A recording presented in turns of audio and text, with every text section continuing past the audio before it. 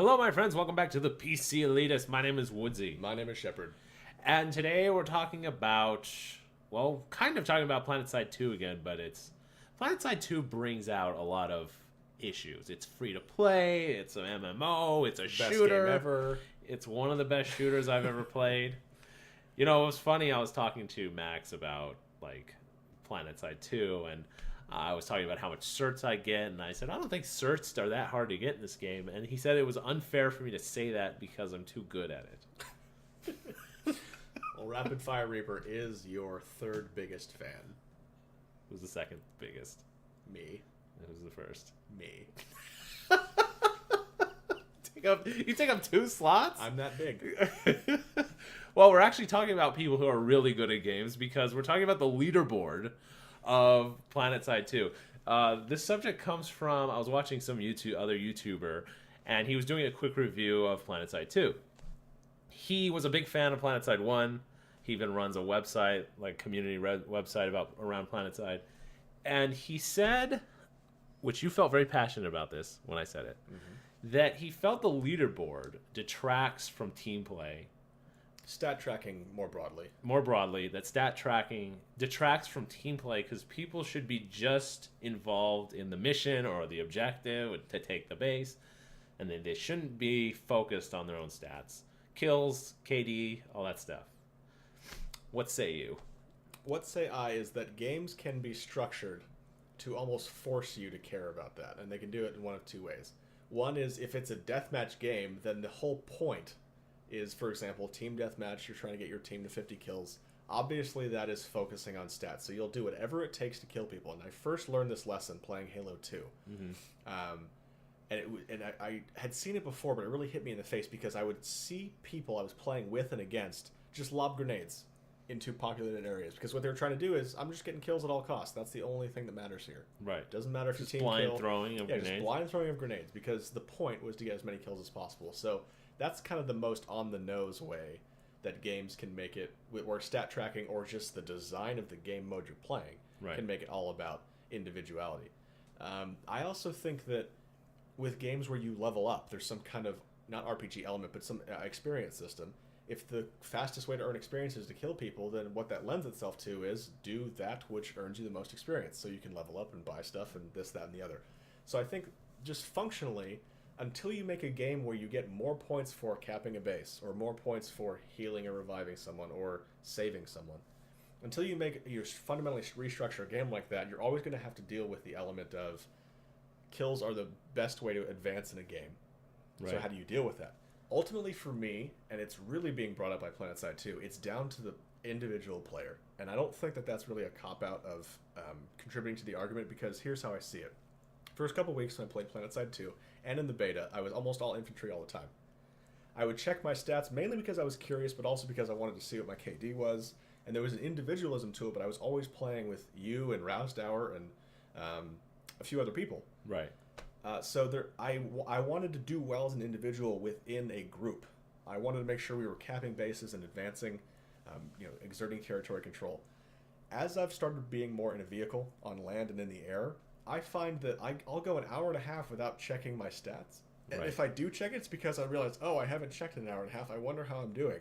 And sometimes I'll be surprised, my God, I'm 58-7. Or, what the hell, I'm 3-12. But I've been instrumental in helping us advance our line. So, for me, when I'm playing, PlanetSide 2 does such a great job of giving you this immensity of the battle you're in. Where if you're checking your stats, A, you're distracted, and you're probably going to get picked off. And B, the things I'm doing, I'll be in a Reaver, and all I'm doing is protecting your Liberator, for example. All I'm doing is running sorties to try and keep air away from the crown. I don't care if I die 11 times in a row. If I died in such a way that distracted the enemy for long enough for my team to accomplish their objective, that's all I care about. Right. And I don't think that I certainly haven't always been that way. But this is a game in which there is a lot of stat tracking. Not as much as I think 2142 Battlefield. Battlefield 3 has some pretty extensive stat tracking. But there is a lot, and it's there. But it's kind of like when I went to the college I went to. It's known around the country as a party school, but only if you want it to be. It's also a great academic institution if you want it to be. Right. I feel like stat tracking is the same way. If you care about it, then yeah, it could affect your team play. But if you're a person who cares more about winning or playing as part of a team, the fact that it's there is almost irrelevant to you. But can it be argued that because PlanetSide 2 or any multiplayer game like Battlefield, when it's well designed, it only benefits you to be a team player? Mm-hmm. Certainly. Especially in a game like PlanetSide 2, where you could get outnumbered like this. Yeah. Like, one guy can't do much. Unless you're in a scythe, then you can own the entire continent. Not if I'm in the air. I think you certainly could make that argument. And the just the sheer size and scale lends itself to that. So, yeah, just agreeing that you can make that argument. And, I mean, I have yet to... I've played a lot of this game. And I've thought about stuff like the way my stats have affected my gameplay only in when I know I'm close to an upgrade and I just need those kills. Mm-hmm. Then I'll go out. It really has nothing to do with my stats. I'll be like, I just need 10 kills and this will turn this over. Yeah, when you tie unlocks with number of kills, like Battlefield 3, if you want to unlock certain scope for a gun, you had to get a certain number of kills. Right. That forces you to think about kills. Right. Like right now, I'm almost to my thousandth kill with a certain gun, which means I'm going to get like 100 certification points. Mm-hmm. So I do use it more, because I know it's coming. But guys I played with on the game, as long as what we're doing is fun, even if it's not point intensive, I've noticed people are perfectly willing to do it, because I just think the community of that type of game would just rather have fun. Yeah. But I mean, again, the whole model of the game is different experiences based on what your status is. Like, if you're a subscriber to the game and you have a boost running, you're getting a lot of points. So I don't know if someone who's just doesn't have any money, just playing free to play, and cannot put any money in, if that's more on their mind. Like, I'm not getting points, but that's different than stats anyway. Yeah. Well, I think that there are really two things. One is, fundamentally, killing the other team is helping your team. You're reducing the size of the enemy force and therefore helping your team advance, defend a base, capture base, what have you. So killing people is not strictly individualistic. You are helping the greater good. Right. But there are times when for example, we need you to watch this back area and let us know if something's happening. If you are caring only about yourself and you're trying to say to yourself, well, I need to be out there killing people, that'll help my team. Right. Well, then we'll get bum rushed and we'll all die. Also, there are so many X factors that are so hard to quantify in terms of what helps your team. How do you really how do you incentivize someone to, for example, watch the back or be rear guard in a squad? How do you incentivize that in terms of experience in the game? There's no way for the game to... There's no, I think, good way. You rear guarded 3 times. Exactly. Successfully. You haven't fired a shot in 10 minutes, but you've been moving. You must be doing something productive. Or there's no way to really quantify that. So a game would have to make completely arbitrary decisions about what constitutes helping your team. Possible productivity bonus. Exactly. I think it's too hard for developers, and I'm sure that they have argued about this in conference rooms all over. But how do you quantify that? And I think because you can't really answer that question, and I'd be intrigued to hear ideas for how you do that. Right. I don't. It's not something I think we're likely to see a big change in anytime soon. But I must reiterate that I think it depends heavily on the gamer, to the extent of how you enjoy playing. I get great amount of joy out of us doing well as a group, even if I'm doing poorly. I'd love to be contributing more in terms of actual quantitative production. But you know what? If we're having fun and we're successful, I don't care how I'm doing. Right. How about this? I've noticed in the game that too many players play support roles. Because sometimes there's just a lot of vehicles out there.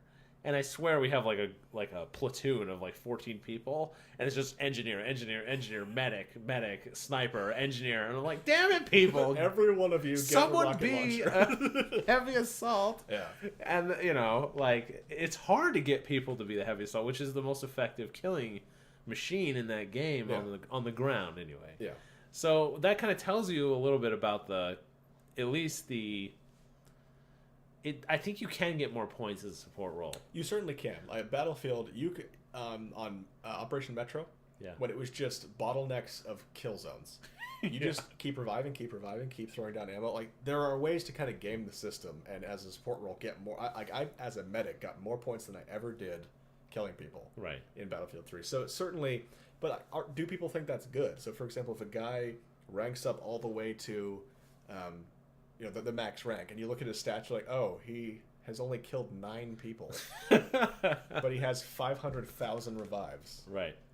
You know what? He spent his time keeping his teammates alive, and it certainly helped his team. On the other hand, it helped some guy on the enemy team keep racking up kills. Right. Because, okay, kill the guy, he pops right back up, kill him. So you end up having 2 guys on opposite teams rising to the top for completely different reasons, and they were helping each other directly. Right. It's good. Fascinating. Yeah. And I think your point earlier is correct, that it's there. If PlanetSide didn't put a leaderboard, some third party website would do it. Like someone, or there were just people complaining. Yeah. There's no leaderboard. Who's best. Yeah, it only behooves them to put it in. Mm-hmm. You could claim, I guess you could make the claim that it doesn't promote team play, but I just don't. I have seen no example of it. Mm-hmm. If you could back that generalization up with some sort of example, I had this squad and they wouldn't defend the base because they all want to go. If that happened, then I could say that, but I have yet to see anything like that in the game. Mm. Yeah, I mean, I really think it depends primarily on how the game is fundamentally designed and the type of players who are playing it. And Right. with the diversity of both, you're likely to see a bunch of variations on it. But I think that it is worth discussing for you individually, and we're going to put the question to you. Do you think that stat tracking deters from team play? Or does it matter to you to what extent? Like, if you're a person who all you want to do is top leaderboards, that's fine. Right. Again, this is entertainment, so do it however you want to do it. Right. Even if it means you play like an asshole. Yeah, I may not want to play with you, but you know what? If you're killing the enemy team at just an alarming rate, you're probably going to be better for our team than worse for our team. How about this? In PlanetSide 1, this would be real quick. In PlanetSide 1, you didn't get a lot of points for anything that I remember. I don't think you got repair points. I could be wrong, but I remember the most points you get is for killing somebody. You got a ton of points, and for capturing a base. And it was like a multiplier. Like the more people you killed within the vicinity of the base, and then it capped, you got more points. Okay, so I remember not really wanting to join other people. It just felt like baggage, because all I had to do was be near other people, kill guys around there, and then be there when it caps, and that got me the most points. Get points for just showing up. Kind of. Welcome to America. I didn't feel like team play was supported by the game. Where in PlanetSide 2, you heal a guy, you get points. Repair a guy, you get points. Give him ammo, you get points. Yeah, it does feel a bit like you get a 9th place ribbon just for entering your science project. Sometimes. But, or kill assists. Right. I think some developers, just want to quantify everything, so someone, at any point, you always feel like, I'm being rewarded for something. Right. I did something. I walked outside the warp gate, got points. Yeah. You drove 10 feet reward. Nice. Yay!